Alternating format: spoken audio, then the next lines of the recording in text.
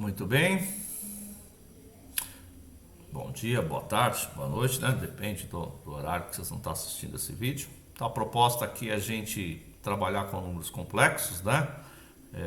Trabalhando aí de forma remota, né? Um conteúdo que não deu tempo de trabalhar na presencialidade com vocês. Mas eu vou estar mostrando aqui para vocês um vídeo que eu gravei no ano passado, aí trabalhando no período remoto. Espero que gostem. Então, números complexos são uma temática muito interessante, principalmente quem vai atuar aí em graduações aí voltadas para as engenharias, tá certo? É isso. Aqui hoje entra uma partezinha que é uma das mais interessantes, números complexos, né? Então, para motivá-los aí, eu vou iniciar apresentando aí a continuidade lá do sonhador, né? Videozinho motivacional, que mostra um pouquinho a ideia dos complexos, né? A ideia do número imaginário, da outra face, do outro eu, né? Ele agora vai tratar da questão do sonho, que é muito importante. Vamos lá.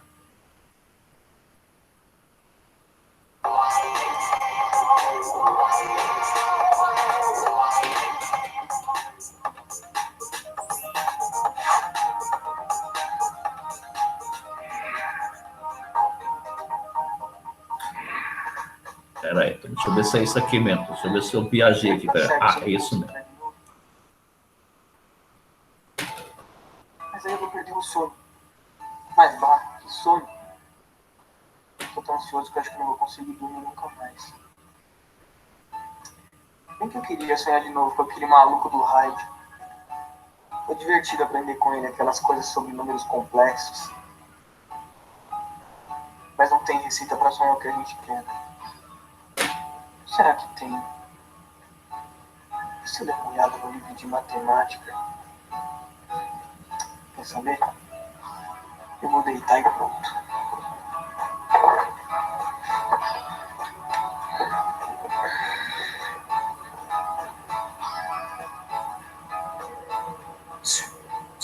Ei, Hans, acorda!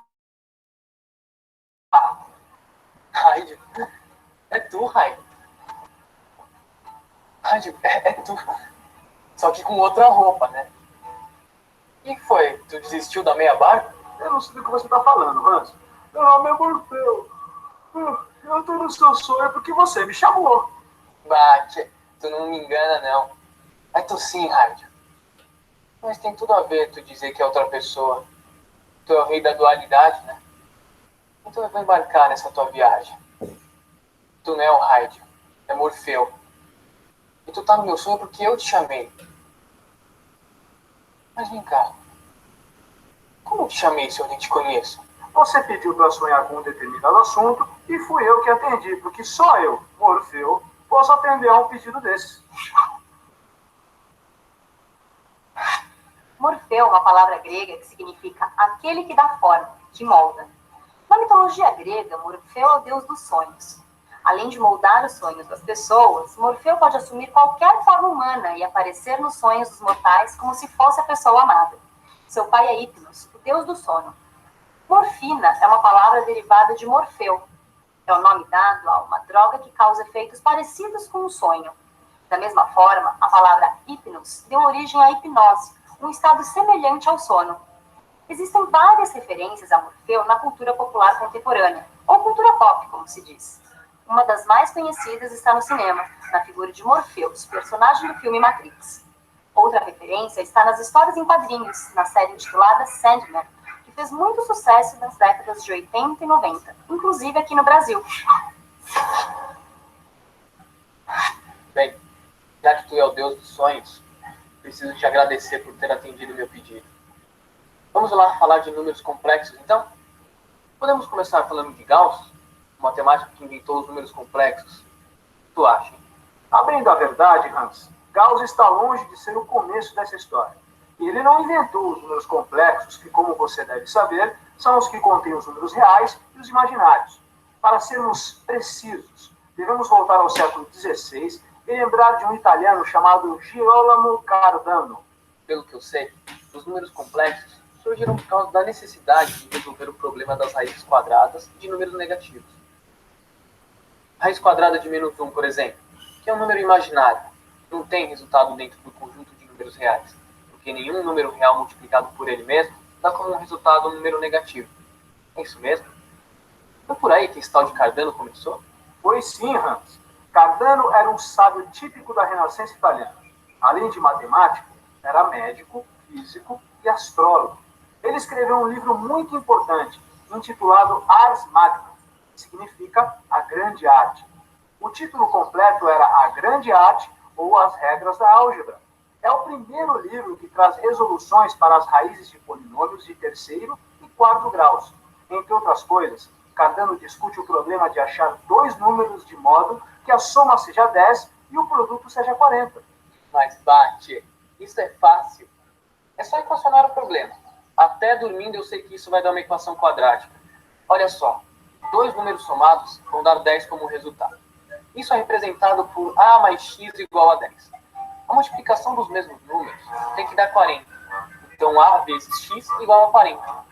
Substituindo os termos.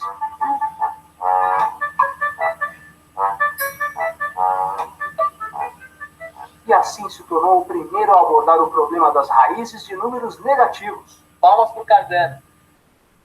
Ele usou a imaginação e não parou no universo dos números reais. E quem foi o próximo a enfrentar as raízes de números negativos? Foi outro italiano, Rafael Bombelli. Ele escreveu um livro chamado Álgebra, publicado em 1572. Bombelli expôs no livro de forma ordenada e completa tudo o que era conhecido sobre as equações do primeiro ao quarto grau. Ele foi além de Cardano e introduziu os números complexos na resolução das equações do terceiro grau. Dessa forma, Bombelli deve ser considerado como o fundador da teoria dos imaginários, embora ele não tenha usado essa palavra. E quem foi que usou a palavra imaginário pela primeira vez? Outro matemático italiano? Não, foi um francês. E da mesma forma que Cardano, como era comum naquele tempo, ele não era só matemático. Vamos ver se você sabe quem é. Ele foi o criador da geometria analítica e do sistema cartesiano, que, por sinal, leva o seu nome. O sistema cartesiano leva o nome do francês? Ah, já sei, tchê. René Descartes. Também conhecido como Renato Cartesius, que é a forma latinizada do nome. Foi ele que escreveu o discurso do método.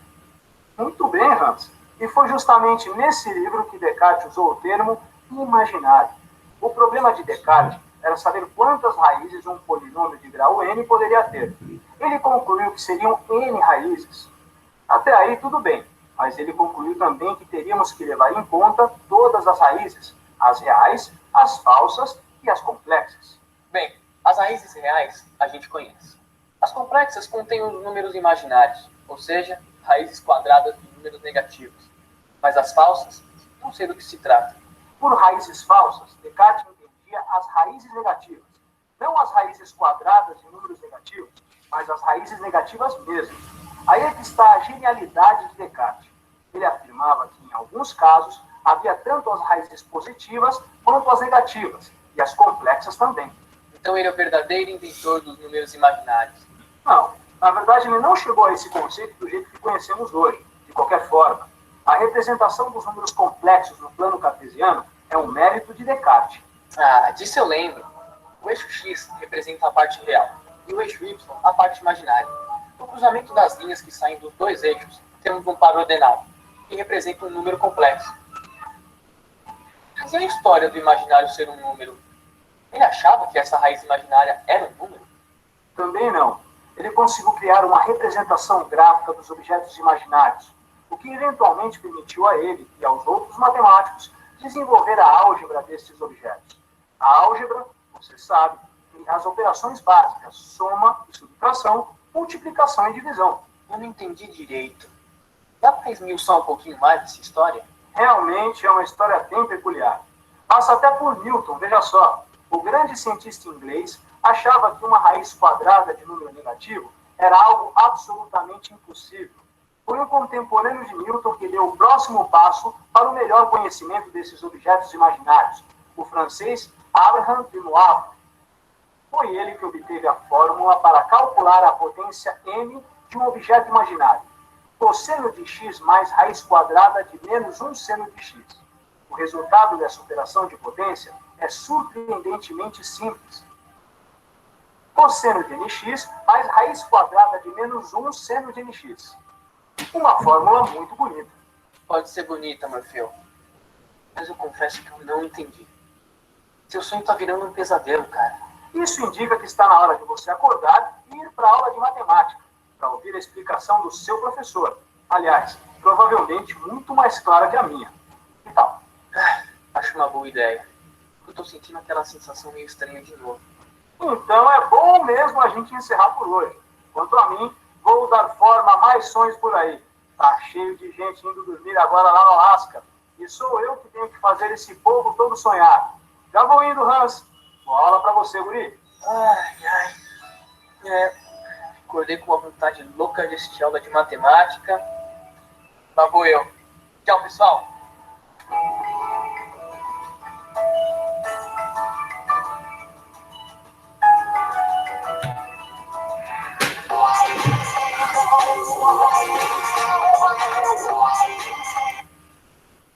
Aí, turma, mais à frente vem mais um vídeo aí, nessa história do sonho do Radix, né? Ele mostra lá no final, né, o que de fato a gente vai estar discutindo hoje, que é a forma geométrica, trigonométrica, mais conhecida como forma polar, né? Vocês vão acabar percebendo aí que a representação de um número complexo é muito parecido com a ideia de um ponto cartesiano, né, de coordenadas x e y, né? Falou ali do Descartes, né? Interessante que o René Descartes, na verdade, é Renato Cartesius, né? Então, Renato Cartesius é o René Descartes. No meio do caminho surgiu ali o Carlos Frederico Gauss, costumo chamar de Carlos Frederico Gauss, que é o Gauss, né? Carl Frederico, né? Alemão, né? Também é legal vocês perceberem que eles falam bastante ali dos europeus, né? Então, alemães, italianos, né? Não é à toa que a Europa, né, é detentora de muitos conhecimentos. A gente sabe que, do ponto de vista da ciência, né, todo esse conhecimento que a Europa difunde, né, principalmente aí França, Itália, Europa no modo geral, né, no fundo, tem a ver com os asiáticos, né, Oriente Médio, que muitas vezes acaba não aparecendo e que as guerras mostram isso, né?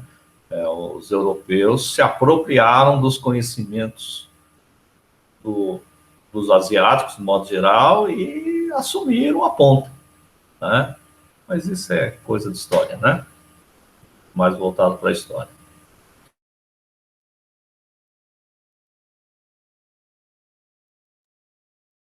Onde a gente vai tratar exatamente dessa questão da forma geométrica ou trigonométrica, né? Não vai surgir a trigonometria. Então, na aula passada, deixa eu só dar uma repeteca aqui com vocês, né? Uma primeira aulinha nossa de números complexos.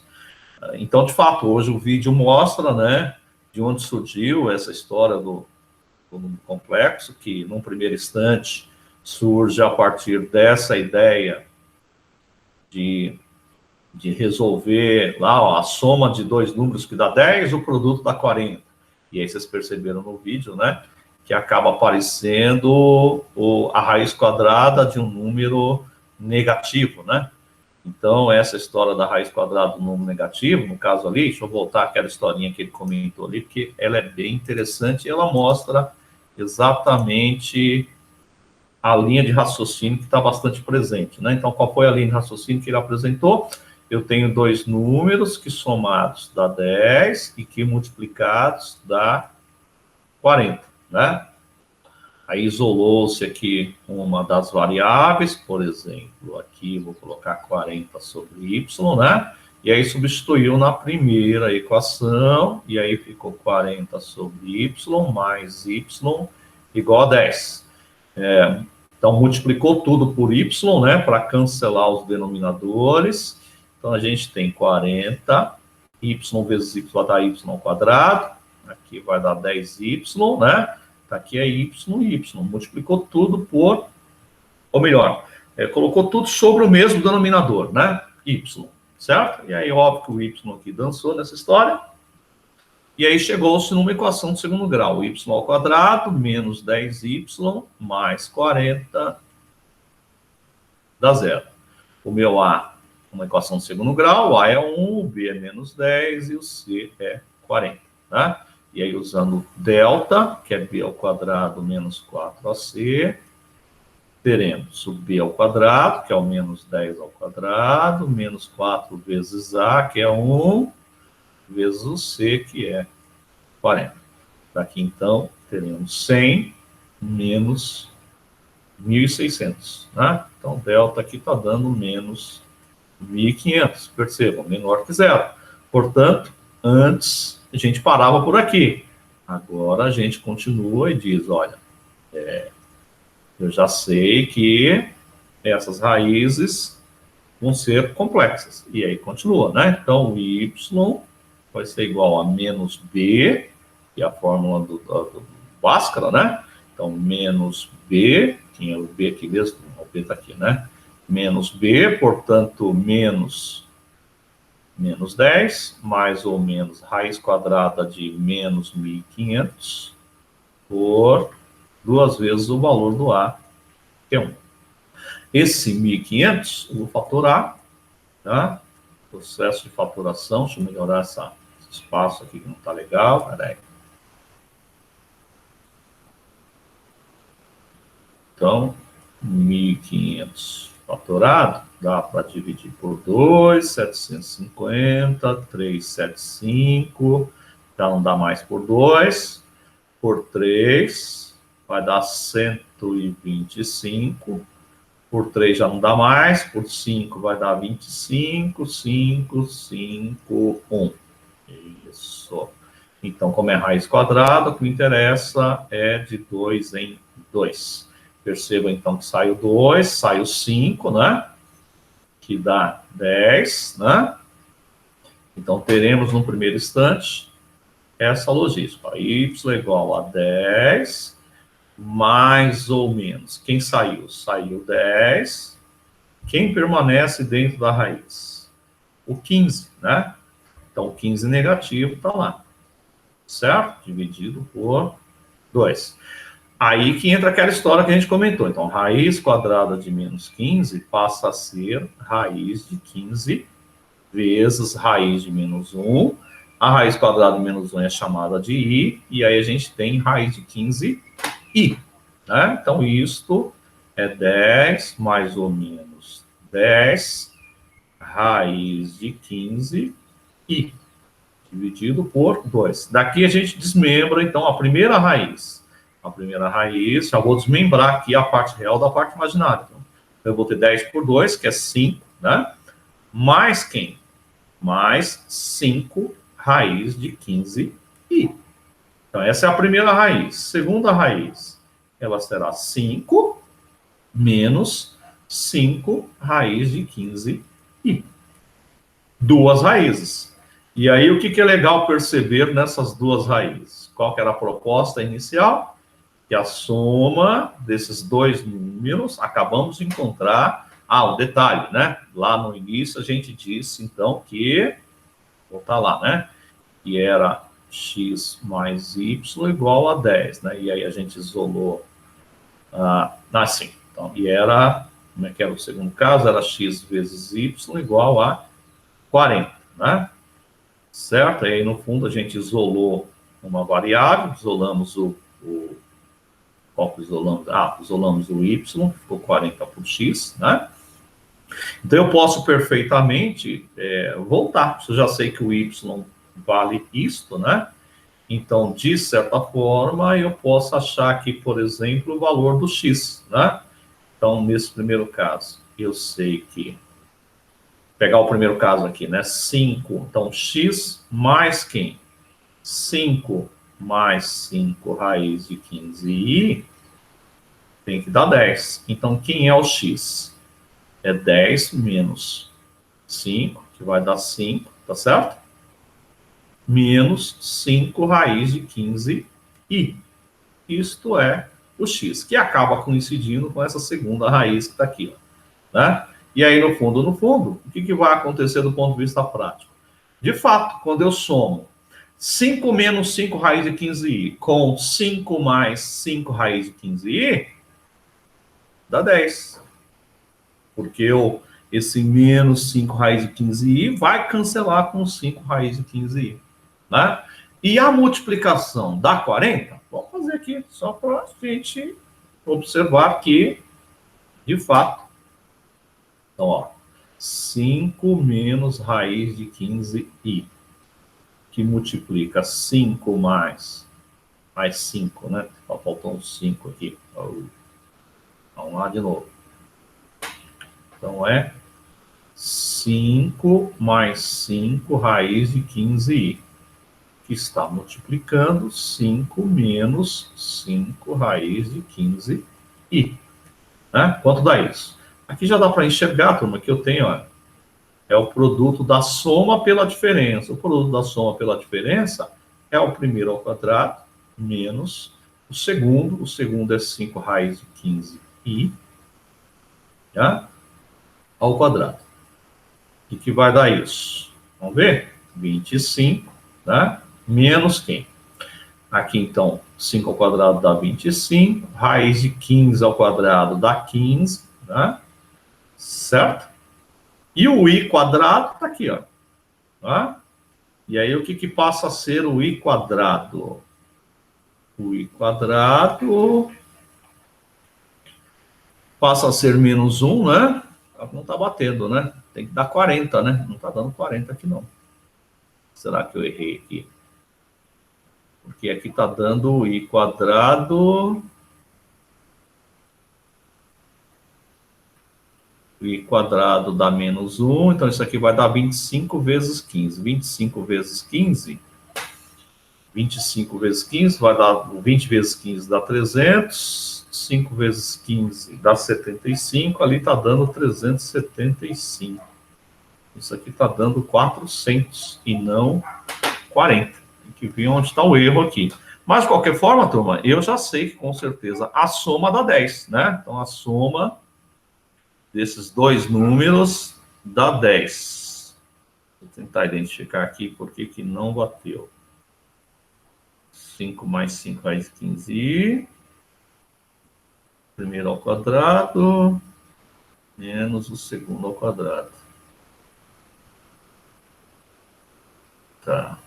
Mas 5 deu 15 i quadrado. Tô dando 400 e não 40, né?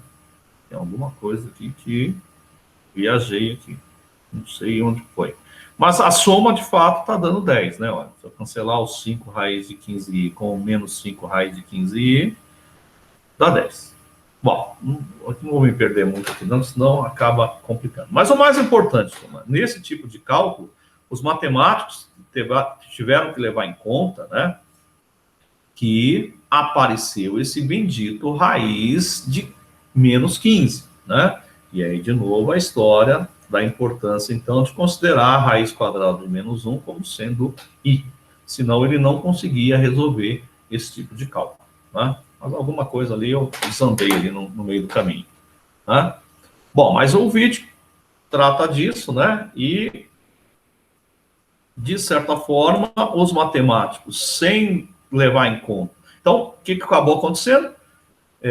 Os matemáticos tiveram que considerar que esse tipo de raiz quadrada de número negativo existe e que ele faz parte do cálculo, né? Mesmo sem saber quanto que ele vale, né? No vídeo vocês viram que o Newton, por exemplo, considerava esse número aí um absurdo, que não poderia existir, né? Mesma história lá dos pitagóricos, né? O Pitágoras considerava a raiz quadrada de um número, a raiz quadrada de 2, que é um número irracional, para os pitagóricos era algo do demo, né? Algo do demônio, né? Que não poderia ter raiz de 2. Isso para Pitágoras, muito lá atrás. Já o século XVI entrou nessa questão aí das raízes quadradas de números negativos. Quer dizer, teve que enxergar que esses números existem e trabalhar, fazer todas as operações envolvendo esses números negativos, né? Senão, a ciência não seguiria. Entre outras palavras, a ciência teve que aceitar que a raiz quadrada de um número negativo existe, né? Isso a gente viu na aula passada, então, ó, resolver uma equação de segundo grau, né? E aí agora, quando o delta de fato dá negativo, né? Ou busca um quadrado que é menos 9. Então, agora eu consigo com facilidade dizer que é mais ou menos 3i, né? Uma equação de segundo grau, onde o delta deu menos 16, dá para resolver perfeitamente. Surge, então, aquela ideia do conjunto dos complexos, que vai assumir tudo, né? A parte, o número complexo na forma algébrica, aí vocês já viram, né? Mostramos aí, vocês fizeram até o exercício que vocês fizeram aí, que trabalhou bastante essa questão, né? Trabalhamos também a ideia de a igualdade entre dois números complexos e suas operações, né? Da adição. Adição entre complexos, você soma as partes reais, soma as partes imaginárias, né? A subtração, que mostrei para vocês que é principalmente a ideia de soma, né? Que ao invés de subtrair, você soma com o oposto, né? Você adiciona com o oposto, né? E aí a multiplicação, que surge aquela particularidade do i quadrado, que vale menos 1, né? Então, toda multiplicação que tiver i quadrado, você vai substituir por menos 1, né? Então, isso a gente trabalhou. No meio do caminho surgiu, então, a divisão de complexos. Na divisão de complexos, entra a história do conjugado, né? Então, para resolver uma divisão, eu preciso multiplicar pelo seu conjugado, senão eu não consigo resolver a divisão. Nunca dividirás por um número complexo. Dividirás por um número real, ou por uma parte que eu consiga compreender essa divisão, né? E aí, beleza? Aí paramos por aqui na história dos conjugados, e agora vem essa aulinha de hoje, então, que a gente segue, mostrando principalmente nesse instante a ideia de potência, né? Para mostrar a ideia de potência, turma, eu vou abrir aqui de novo o nosso Paint, porque aí fica muito mais fácil para poder rascunhar. Então, vamos lá. Olha só. Nós já sabemos que o i é raiz quadrada de menos 1, tá? E também sabemos que o i quadrado seria a raiz quadrada de menos 1 elevado ao quadrado. E aí, o que é legal vocês perceberem, né? Na verdade, eu tenho um objeto que está aqui, não me interessa que é menos 1. Me interessa que é um objeto que está aqui dentro, né? E isso elevado ao quadrado cancela com a raiz que dá o próprio objeto, né? Ou seja, i quadrado vale menos 1. Daqui a pouco, do ponto de vista geométrico, vocês vão interpretar isso aqui muito mais fácil. Mas, nesse instante, a gente sabe que o i quadrado vale menos 1. E que o i é i, que é a raiz quadrada de menos 1. Então, o que seria i elevado a zero? I elevado a zero é 1, porque qualquer número elevado a zero dá 1. Né? Exceto zero, né? Que a gente não trabalha com zero elevado a zero, que é indeterminado. I elevado a 1 é o próprio i. I elevado ao quadrado, menos 1. I elevado ao cubo. Então, i elevado ao cubo é, na verdade, o i quadrado vezes i. O i quadrado, por sua vez, vale menos 1. Menos 1 vezes i, menos i. Então, o i ao cubo é menos i. E a quarta? E a quarta é i quadrado vezes i quadrado. Como i quadrado vale menos 1, então menos 1 vezes menos 1, 1.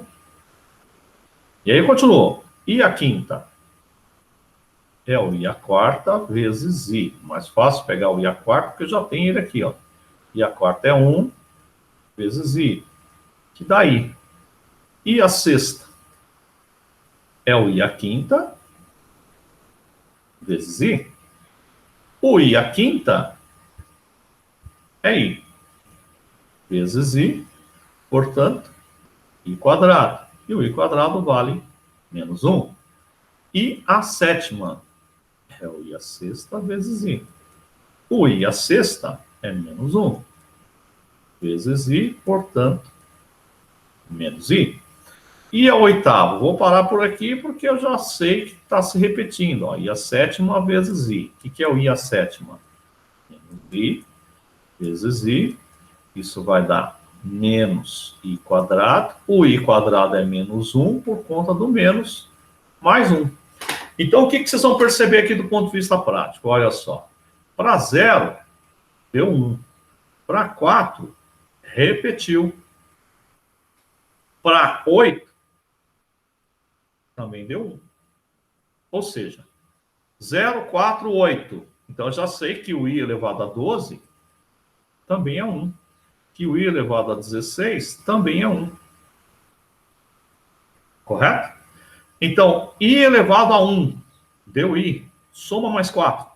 O i elevado a quinta também é i.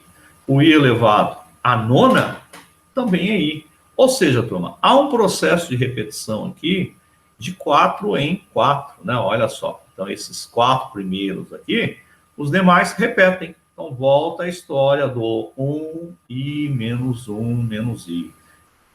E o processo de repetição permanece. O que isso vai mostrar? Isso mostra que você consegue calcular o i imaginário elevado a qualquer potência. Então, por exemplo, i elevado a 59. I elevado a 59, basta pegar o 59, dividir por 4 e enxergar o resto. Tá? Eu sei que nesse instante vai dar, o 15 daria 60, portanto é 14, que vai dar 56, resto 3. O que me interessa é o resto. Eu sei que isso aqui é i ao cubo. E o i ao cubo, por sua vez, ele é menos i. Certo? Então, numa primeira concepção, a gente vai simplesmente trabalhar com a ideia do resto. E é isso que vai mostrar aqui, ó. Então, as potências de i trabalham com a ideia do resto. Se m é um expoente, né, que, inteiro, né? Ou melhor, aqui natural, mas pode ser inteiro também. É que a gente pensa nos naturais, que toda vez, vamos dar um exemplo aqui, se tivesse i elevado a menos 10, i elevado a menos 10, você interpreta como 1 sobre i a décima. E aí você calcula o i a décima. Né? Então, por isso que o expoente aqui está sendo dito que é natural. Então, o que interessa? Dividir por 4 e enxergar qual é o resto. Então, o exemplo aqui, i elevado a 39, divido por 4, o resto é 3, vai dar i ao cubo, e o i ao cubo é menos i. Calcular i elevado a 359. I elevado a 359, divido por 4, dá o resto 3, o que me interessa é o resto. Portanto, i elevado a 359 é i ao cubo, que vale menos i. 130, mesma história. Dá resto 2, é i quadrado. E o i quadrado é menos 1. Isso daqui vamos fazer junto com vocês, vocês verem que bate. Deixa eu só pegar dar uma capturada aqui, resolver no pente, fica mais fácil.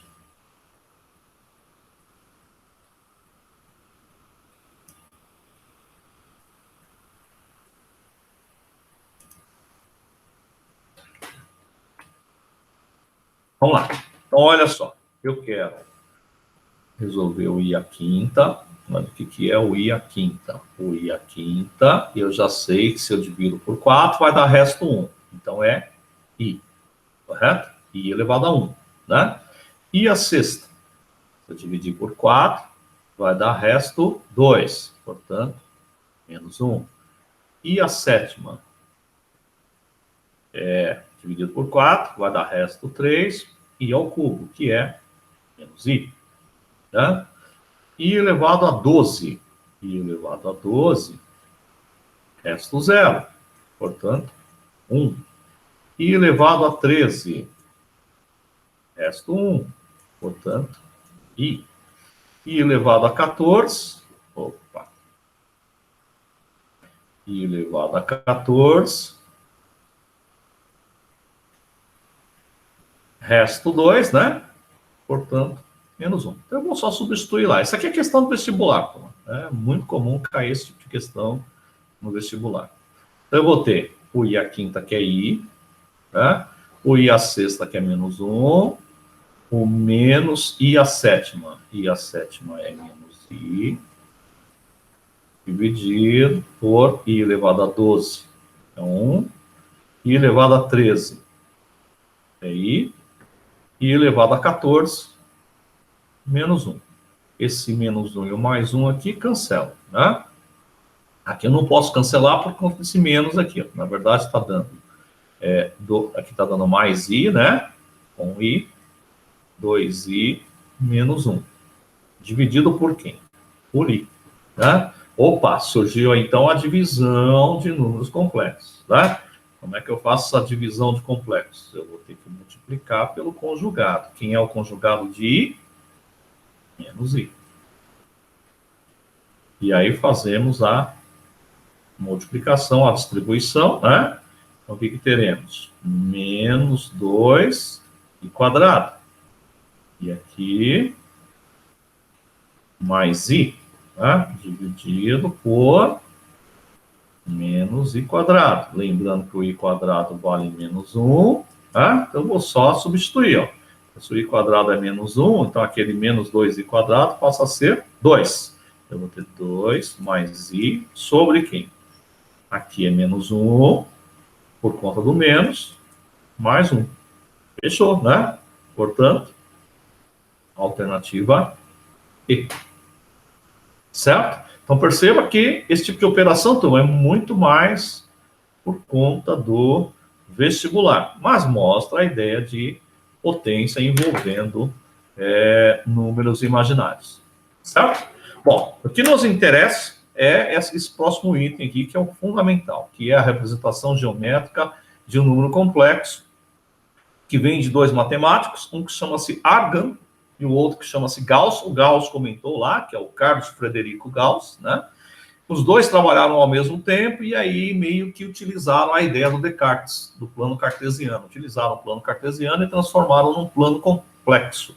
Vocês vão acabar percebendo que a ideia é a mesma lá. Tanto que, ó, eixo X passa a ser eixo real. Eixo Y passa a ser eixo imaginário. Então, um número complexo, ele pode ser representado por um ponto. Um número complexo no plano cartesiano, que a gente chama de plano de Argand-Gauss, é um ponto. Então, um par ordenado representa um número complexo, onde o X, que é o A, né, é a parte real, e o Y, no caso ali representado por B, é a parte imaginária. Né? Então, a gente tem a representação de um número complexo no plano cartesiano. Por que ele fez isso, turma? Porque, no fundo, esses pontos, eles vão ser interpretados como o final do vetor. Então, eu vou ter um vetor que parte de uma certa origem e vai até aquele ponto. E vocês vão perceber mais adiante que o principal desse tipo de questão envolve vetores. Mas aqui, a representação, então, de um número complexo do tipo 3 mais 2i é um ponto no plano cartesiano, né? Onde esse plano cartesiano agora tem o eixo X, que é o eixo real, e o eixo Y, que é o eixo imaginário. Então, eu tenho ali 3 e 2, verdade? E se for 2 e 3? Ué, a primeira parte real está lá no eixo X, a parte imaginária está no eixo Y. É isso. Essa é a ideia. Então, olha que interessante, né? Então, os matemáticos, lá na frente, usavam as mesmas ideias dos matemáticos anteriores e simplesmente mudavam o nome, né?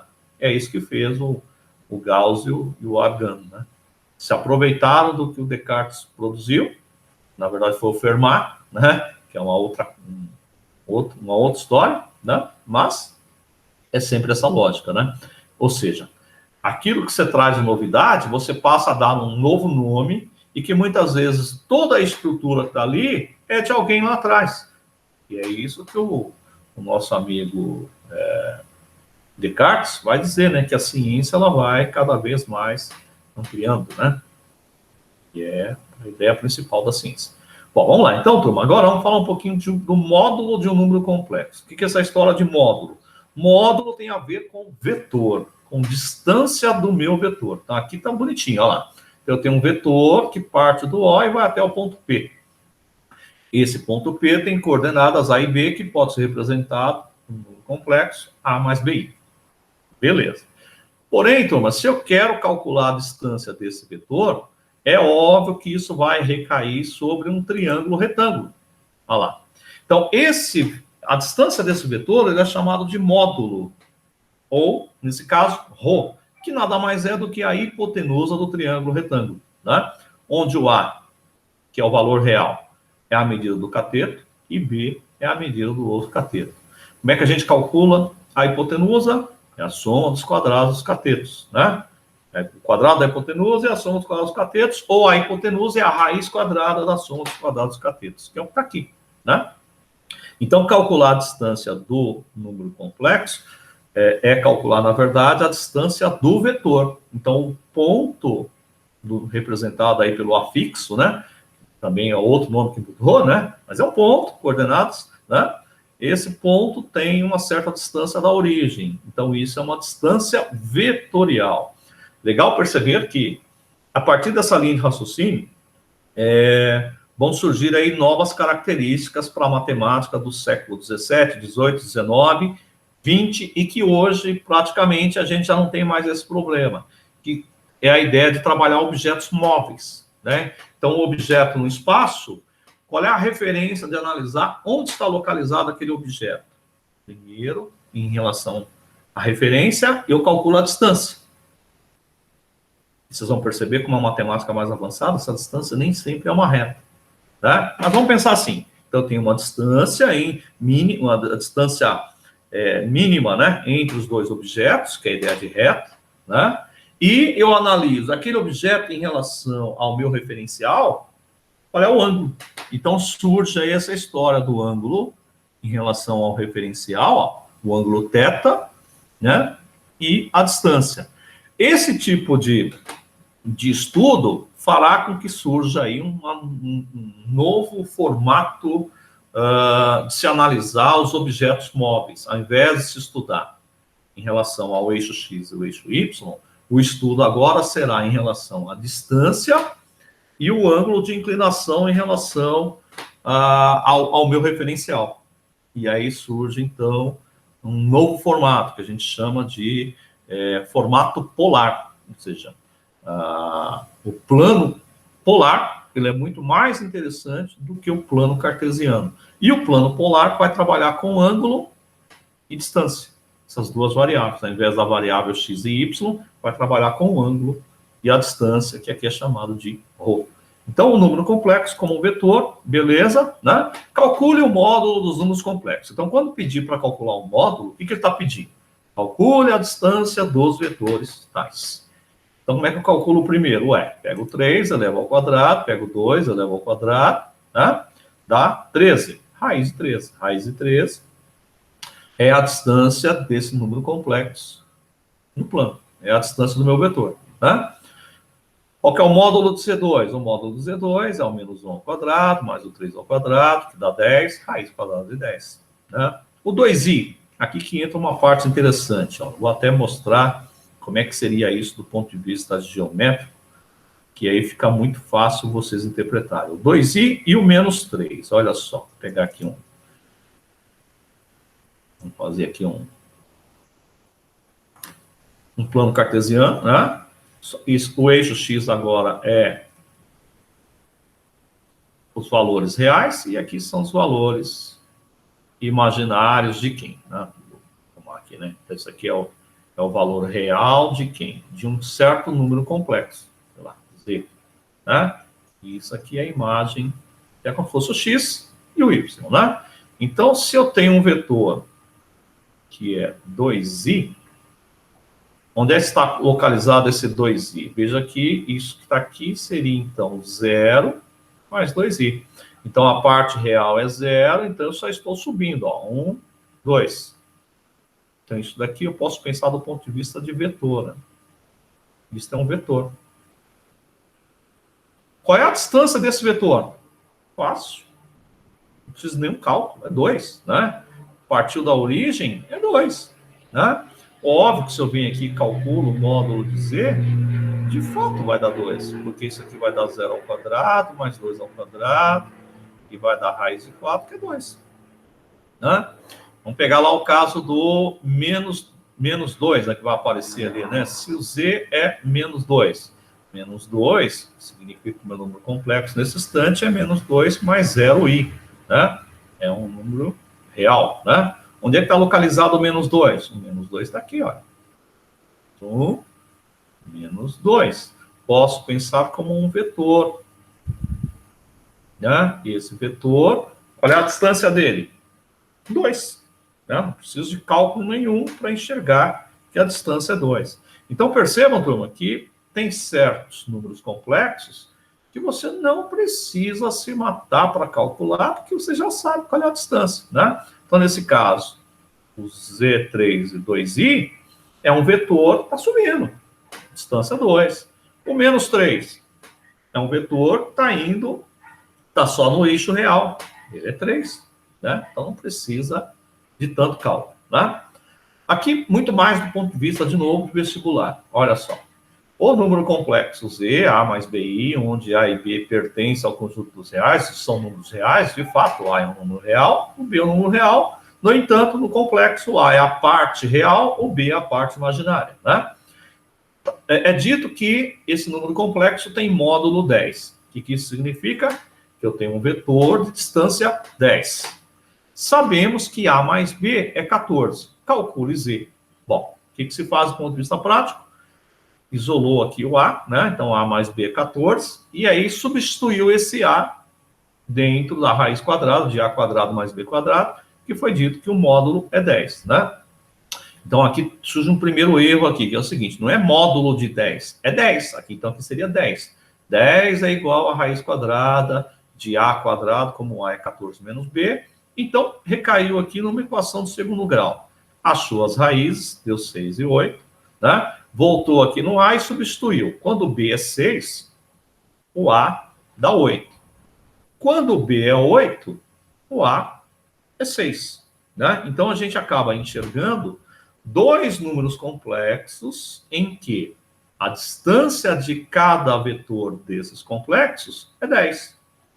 E que a soma de A mais B dá 14. E é verdade, né? Se eu pegar aqui o A mais B, ó, o que seria o A mais B? Ó, 8 mais 6. Opa.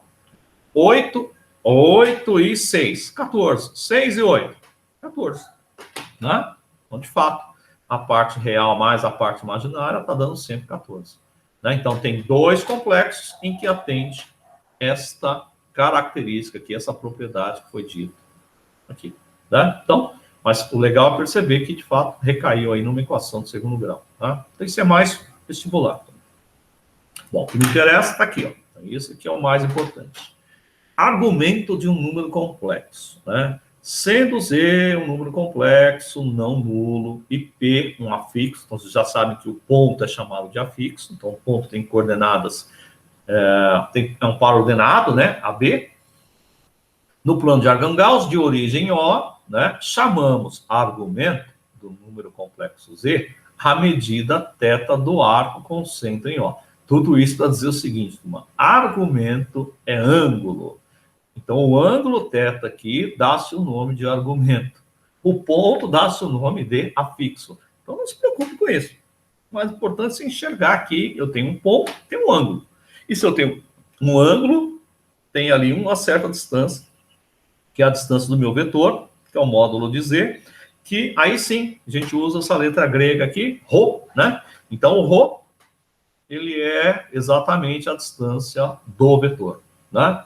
Bom, aí surge uma primeira questão que é importante, né? Se tem ângulo e tem hipotenusa e tem catetos, então tem trigonometria, né? Então, se eu quero estudar quem é esse ângulo, eu preciso da trigonometria. Aqui tem um item importante que ele vai dizer assim, ó. O ângulo do arco com centro O tomado a partir do semi-eixo real positivo. Que danado é isso de semi-eixo real positivo? Partiu da origem, uma semi-reta, tá certo? No eixo X.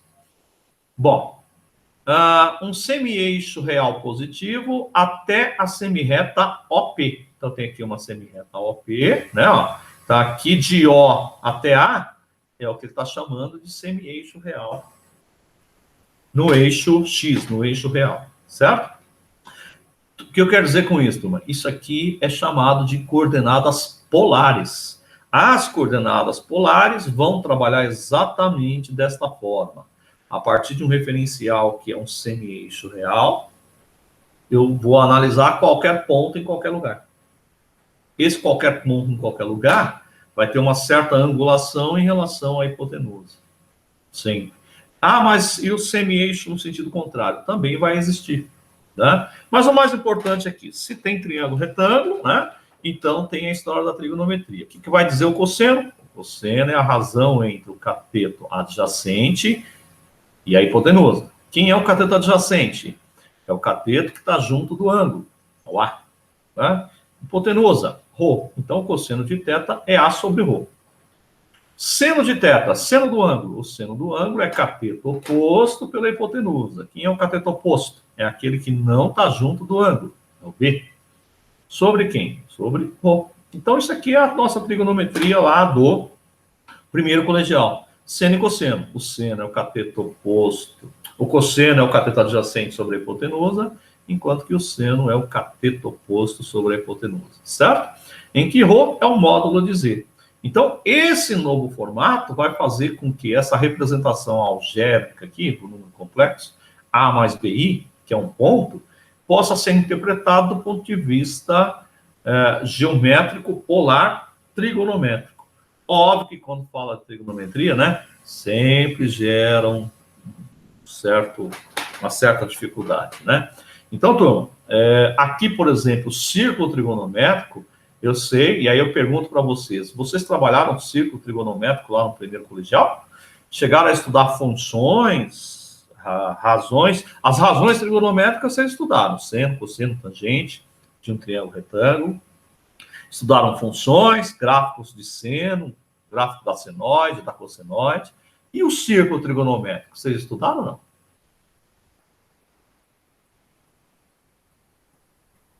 Chegaram a estudar esse bendito círculo trigonométrico?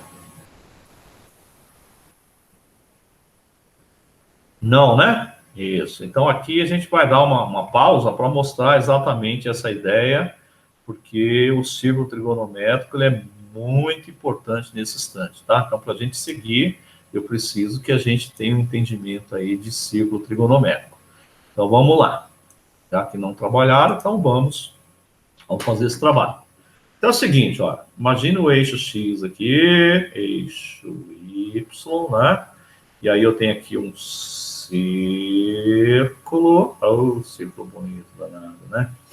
Aí é o seguinte, se eu pegar um ponto qualquer aqui, vamos pegar aqui um ponto, eu vou dizer que esse ponto, ele está a 60 graus, isso.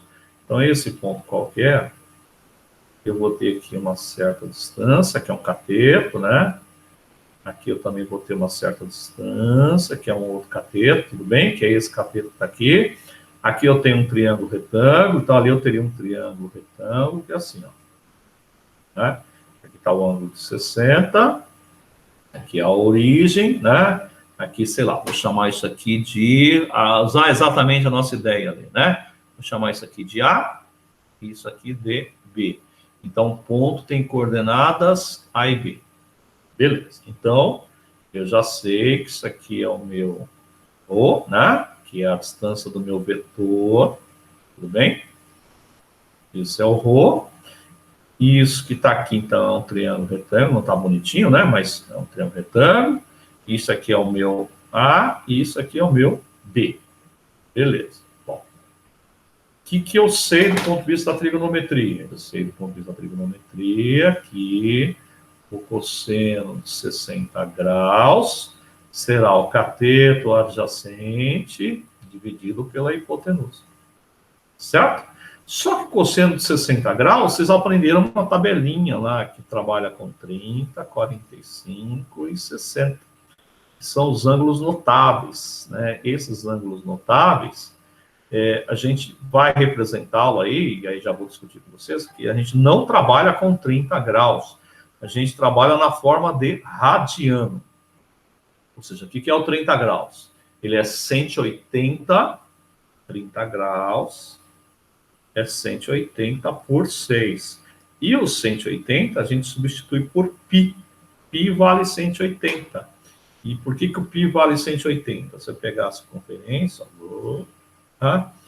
Imagine que aqui eu tenho um raio, né? Se esse raio eu fizer ele no formato de arco, se eu pegar o raio e entortar o raio, eu vou ter aqui, ó, o comprimento do raio aqui, vou ter mais um aqui, e vou ter mais um aqui, E vai faltar um pouquinho para fechar aqui, ó. Então eu vou ter um raio, mais um raio aqui, mais um raio aqui. E vai faltar um pouquinho aqui, turma. De que número estamos falando? Do 3,14 aproximadamente vezes a medida do raio. Então, 3,14 dá-se o nome de π. O raio, como deixou de ser reto, passou a ser um arco. Estou vendo aqui que é um arco? Isso aqui passa a se chamar rad, de radiano. Então, você tem π radiano. Ou seja, entre outras palavras, o π radiano representa 3,14 vezes a medida de quem? Do raio. Isso é o π. Vocês aprenderam a história lá da divisão, tal, que acha o π, né? Divide pela diagonal, né? Ou divide pelo diâmetro, aparece o tal do π. Mas, do ponto de vista mais prático, é isso aqui, ó. Ou seja, o 3,14, ele é, na verdade, 3 vezes o comprimento do raio dessa circunferência, né? Só que o comprimento do raio, como deixa de ser reto, passa a ser um arco, a gente dá o nome de radiano. Então, radiano é o comprimento do raio. Certo? E aí, óbvio que o radiano é um arco, né? Então, aqui a gente pode interpretar que metade da circunferência em graus vale quanto? 180 graus. Então, 180 graus sempre será π radiano. Então, 30 graus, convertendo em radianos, representa π por 6. Às vezes a gente nem usa mais essa história do radiano. Porque se está em π por 6, está em radiano. O π por 6 em graus é 30 graus, porque basta pegar o 180 e dividir por 6. Então, aqui, turma, esse 30 graus, olha, é π por 6. O 45, ele é π por 4, porque ele é 180 por 4. Os 60 graus é π por 3. Certo? Então, aqueles são os ângulos notáveis. Vocês aprenderam já lá no primeiro colegial, né? Seno, cosseno e tangente, né? Aprenderam a preencher essa tabelinha. Ou até no ensino fundamental também. Aprende no final do fundamental, né? Então, essa tabelinha, o que vocês fazem basicamente? Né? Vocês preenchem ela como 1, 2 e 3, né? O cosseno, 3, 2 e 1, né? Divide tudo por 2, tem até uma musiquinha, né? Não sei se o professor trabalhou a musiquinha com vocês. Quem que era o professor? Era a Flávia? Era o Davi, não sei quem era. Bom, o que vocês fazem agora? 1, 2, 3, 3, 2, 1, dividiu tudo por 2, raiz no numerador. Raiz de 1 é 1, não preciso, raiz de 2, raiz de 3, raiz de 3, raiz de 2. Isso aqui, turma, é só por causa do vestibular, porque a gente sabe que hoje vocês têm a calculadora, dá para calcular perfeitamente, né? Bom, a tangente é diferente, você divide o que é a tangente. A tangente é o seno, né? Então, a tangente, ela será sempre o seno desse ângulo dividido pelo cosseno desse ângulo. Se o ângulo é θ, troco por θ ali. Então, a tangente é dividir o seno pelo cosseno. Quando eu divido essas duas coisas aqui, ó, e que eles têm igual? É o 2. Então, eu já sei que vai dar 1 sobre raiz de 3 nessa divisão. Que racionalizado é raiz de 3 sobre 3. A raiz de 3 sobre 3 é a tangente de 30 graus. O que é a tangente de 45? Isso é fácil, porque os catetos vão ser iguais, né? A tangente de 45 só pode dar 1. Verdade, eu pego esse valor, divido por esse valor. Dá 1, né? Pego esse valor, divido por esse valor. Eu vou cancelar o 2 com 2, vai dar raiz de 3. Então, essa é a tabelinha do 1, 2, 3, 3, 2, 1, dos ângulos fundamentais, que vocês têm que saber de alguma forma, porque é a partir dessa tabela que eu consigo agora avançar. Avançar em que sentido? E aí que vem a história do círculo trigonométrico, que é esse aqui, ó. Então, se eu tenho aqui um ângulo de 60 graus, né, aqui, né, eu já sei que este A que está aqui é uma medida para quem, no final das contas? É a medida do cosseno. Aqui vale exatamente para 60 graus, aqui é exatamente meio. Observe que o raio termina aqui, ó. Aqui é metade. Meio. Aqui termina em quanto? Termina em 1, que seria o máximo, né? Aqui também é o máximo, né? Só que desse lado, como é que vai ser? Aqui é menos 1, e aqui menos 1. Então, observe nesse instante que esse meio é o valor de quem? É o valor do cosseno de 60 graus. Então, o que é esse B que está aqui? Esse B vai ser o valor do seno. O que é o valor do seno de 60 graus? Raiz de 3 sobre 2. Verdade, raiz de 3 é aproximadamente 1,70. 1,7. Divide 1,7 por 2, vai dar 0,85. 0,85 é essa distância aqui, ó. E está muito próximo de quem? Do raio 1. Então, o máximo é 1, né? Então, vocês devem ter aprendido aquela história do seno e cosseno, que o máximo é 1, o mínimo é menos 1. Isso, do ponto de vista gráfico, tá claro. Na outra aulinha, até vou trazer para vocês a ideia do círculo mostrado do ponto de vista gráfico, que é bem interessante. O que nos interessa aqui é que vocês enxerguem o seguinte, ó. Esse ponto que está aqui, de 60 graus, ele poderia ser representado por quem, então? Por meio e por raiz de 3 sobre 2. Né? Então, meio e raiz de 3 sobre 2 é exatamente do ângulo 60 graus. Só que, o que vai acontecer do ponto de vista prático? Ora, eu sei que esse ângulo que está aqui, desse outro lado, no segundo quadrante, ora, se esse ângulo aqui é 60, faltou 30 para 90, né? Porque aqui então seria 90, né?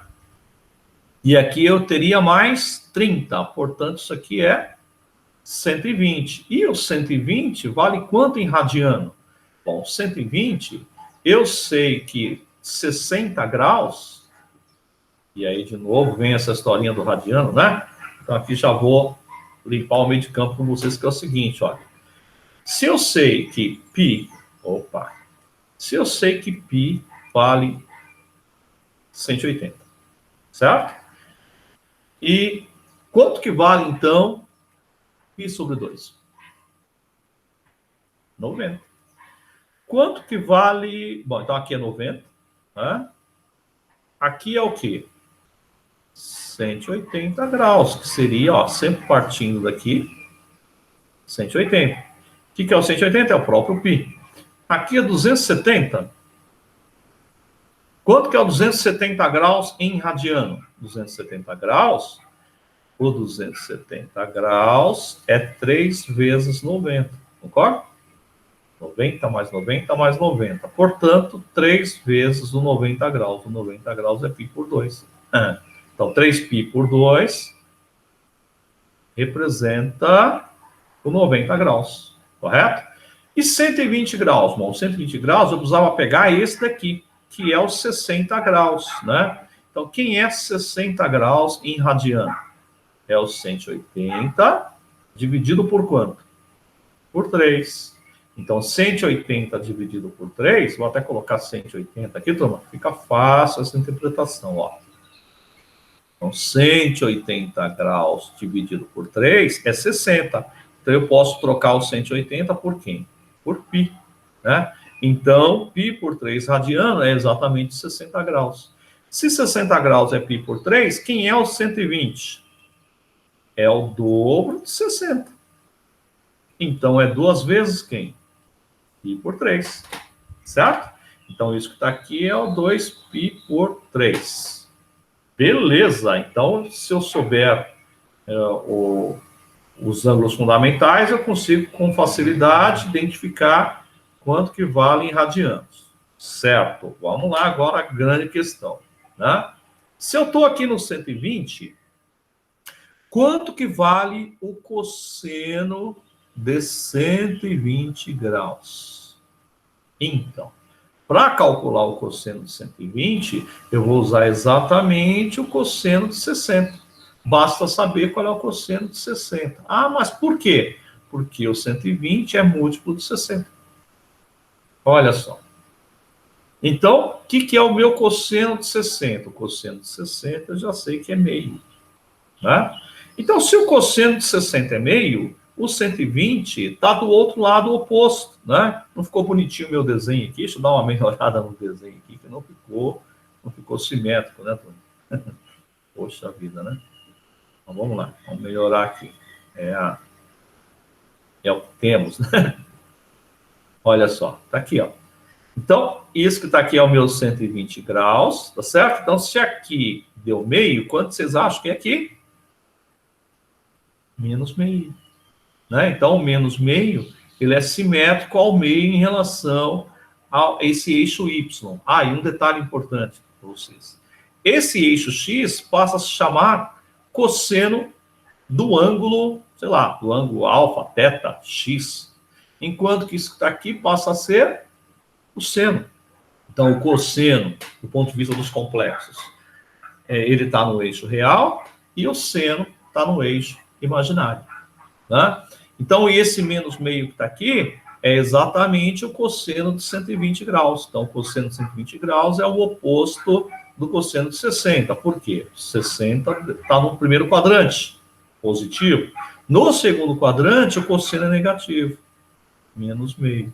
Eu poderia continuar aqui, turma. Ó, poderia chegar e identificar um ângulo que está aqui. Ó. Quem é esse ângulo que está aqui? Esse aqui é 120 para 180, faltam 60.